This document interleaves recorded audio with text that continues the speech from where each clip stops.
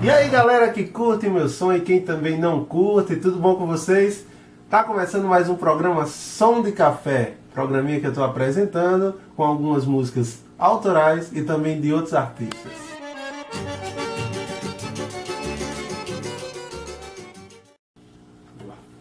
Mas antes de começar, lembre-se de se inscrever aqui no canal, de deixar o seu joinha, tá bom?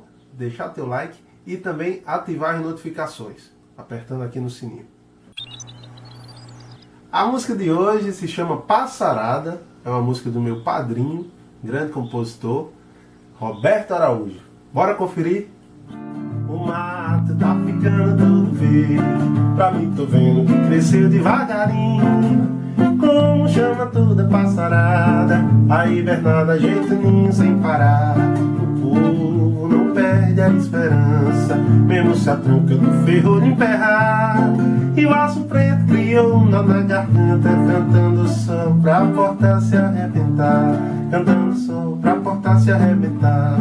Ô liberdade, vem depressa pra dizer que tudo tem sempre preço pra chegar. Que a natureza tem seu tempo pra crescer e se transforma sem perder o seu lugar.